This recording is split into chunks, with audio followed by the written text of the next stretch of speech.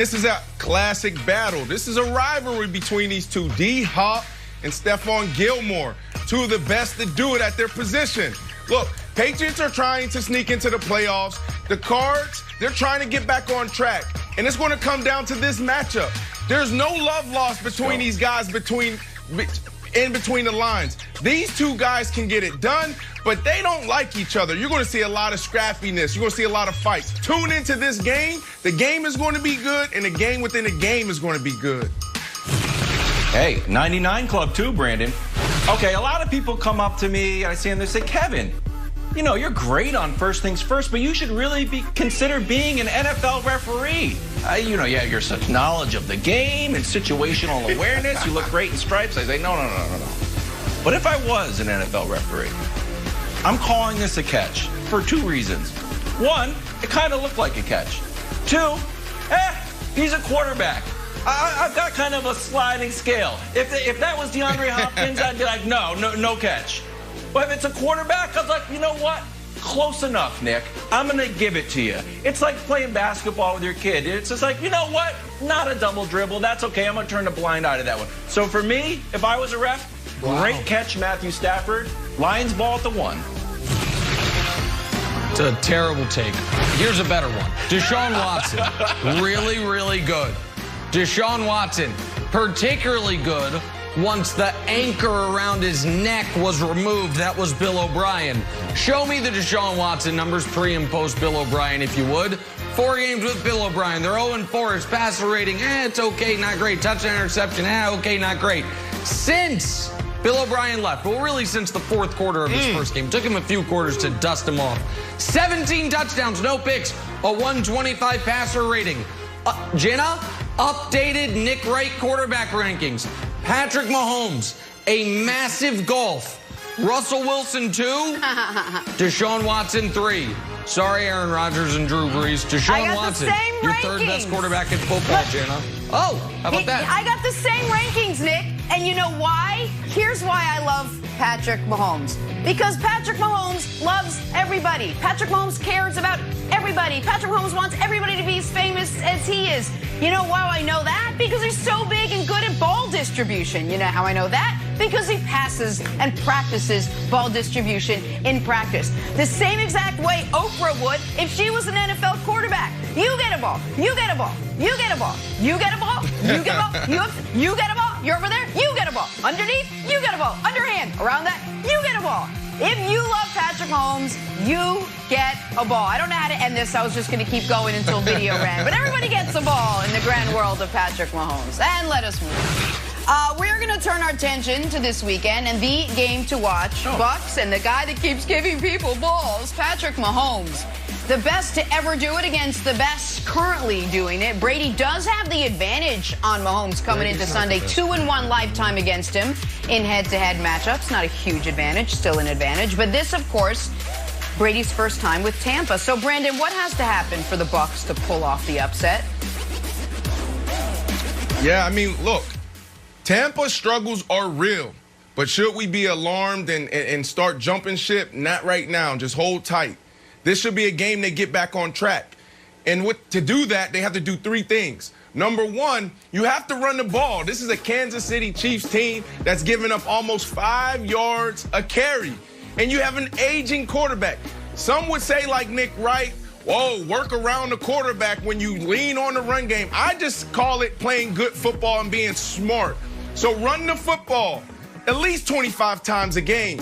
Last week, you ran it 18 times. You have 2 dog running backs. Give it to them. Let them lead the way. And when you do that, you can now counter the run game with play action. I want to see a little waggle as well, some max protection. When you go against a front 4, front 7 that can get to the quarterback, why don't we max pro? Get it to our wide receivers. If they're not there, guess who you have? A running back in the flat that's always open in these situations. Counter the run game by play action. That's what he did well in New England. The last thing, let's use AB inside. I'll be honest here, guys. AB is an outside wide receiver. He likes to play to the short side of the field. One-on-one matchups, we usually put him at the X wide receiver. But let's put him in that Edelman situation. Let's put him in that Wes Welker type scenario. Let's see if he can get it done. Why? Because Brady likes to work inside out. He's not a guy that is very efficient thrown outside the numbers. And he hasn't been that guy in 10 years. So if we do these three things, this could be the upset of the week. Wow. Brandon, okay. Can I just ask you a very quick question before I give my take on this? How would Yes, those 100%. keys be? How would those keys be any different, if at all, if the Tampa Bay Bucks quarterback this week was Nick Foles? Oh, but that's not it. But I love the question, but that's not it. Nick Foles, we're not even having this discussion. They're not sitting at 7-4. What we're talking about is who's the next quarterback if Nick Foles was on that team. Okay. That's the conversation that we would be having today. I agree. We probably also wouldn't be talking about the Bucks nearly as much. That's all fair. I also think that if Nick Foles were the quarterback for this game, it'd be like pound the run, try to hit him with play action, hit him with dink and dunks, but that's just my take. Here's what has to happen to me primarily. Ali Marpet, who's missed a few games with a concussion, he has practiced this week. It's not yet been announced 100% if he's going to play. He needs to play, and they must neutralize Chris Jones. Frank Clark got the big contract in free agency a year ago. They brought in Tyrann Mathieu. They spent some draft picks on defensive players. Chris Jones is the best player on this defense. I believe Chris Jones to be the third best player on the entire team. He was non-existent in the Raider game.